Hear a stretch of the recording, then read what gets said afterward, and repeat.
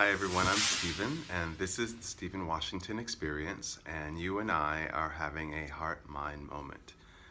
Let's take a breath together. Take a deep breath in, and exhale out.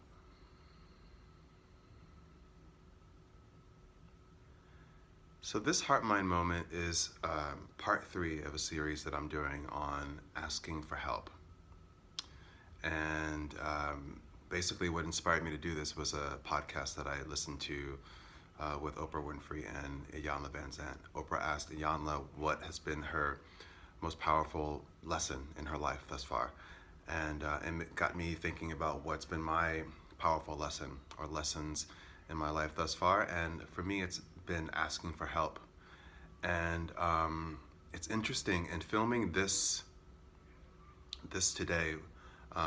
This is actually my third attempt at filming this, and I found myself just talking and talking and talking, really making basically a word salad, and feeling a little anxious and sweaty thinking about this, because it was a really big lesson for me. It's a really big lesson for me, and the moment I'm about to share with you, this memory and this experience that I'm about to share with you, was really big for me.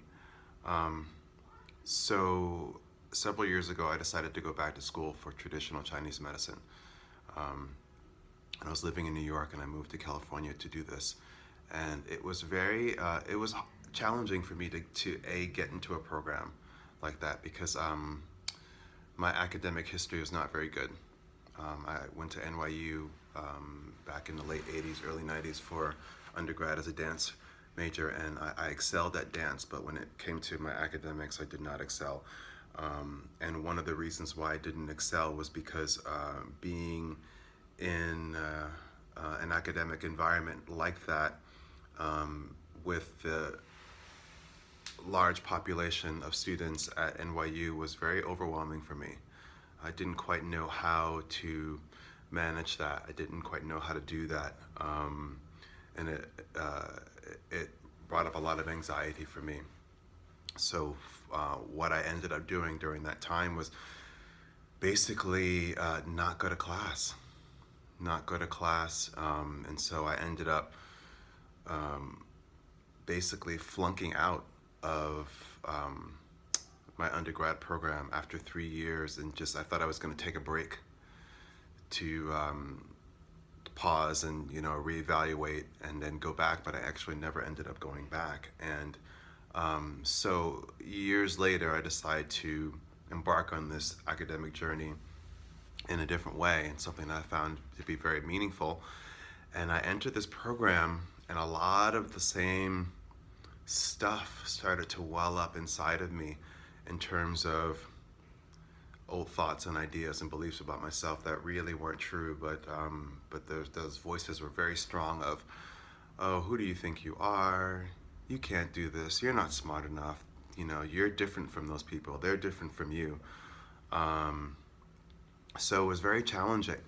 I had a very hard time showing up for those moments in this master's program and to do the work at the very beginning. Plus, I'd never worked at that level with a subject matter also that was very foreign to me culturally. So, wow, it was tough. I didn't know what to do. I remember being in my car talking to my friend John in New York, who was also at the time my life coach, and just expressing to him my fears and my anxiety, and just sometimes crying on the phone and screaming, because the last thing I wanted to do was go into that classroom. I'd also go to church on Sundays and cry on the shoulders of my spiritual counselors at the church. And man, it was tough. I'd sit in prayer at night and just pray to God for help, because I didn't know how to navigate. I didn't know how to do this. So it was quite humbling. It made me surrender to the moment, and to just the fact that I did not have answers to this problem that I was experiencing. But I knew that I had to get to the bottom of it, because a lot of this stuff was so old. And you know, the greatest fear I had at that moment too was, what if I'd worked so hard to get to this point and be here now and not, and to understand or realize that it wasn't where I wanted to be or where I should be, after I told so many people that this is what I was going to do. So I was so concerned with, what are you going to think about me? So, you know, at the end of the day, my friend John helped me tremendously.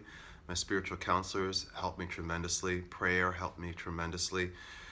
Reaching out to some students who were further along in the program to help me. One woman, actually several people tutored me. I had a chemistry tutor, I had 2 other tutors, and then I also had the help of a young man who just counseled me just in terms of looking at my entire life, you know, things I was doing that was possibly helping me in this situation or possibly hurting me. And one of the things he said is, cut back on the caffeine that you're taking, not even equating the caffeine that I was taking in and how that would contribute to my anxiety. So many things.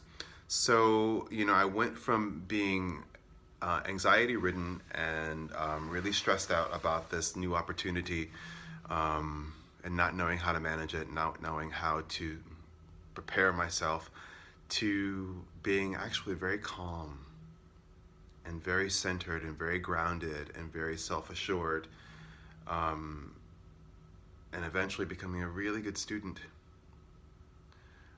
and actually enjoying the process of being in school instead of being so afraid of it. And having said all that, I still came to the realization that that wasn't the right path for me. That my reason for being there wasn't to eventually become a Chinese doctor. It was for me to look at these old ghosts that had been a part of my life for so long, but it was time for me to say goodbye to those ghosts.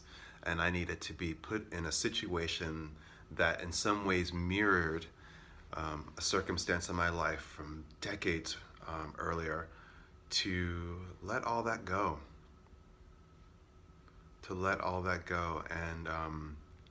And again, another opportunity to ask for help. And man, it was tough, but I'm so glad and I'm so grateful for that experience,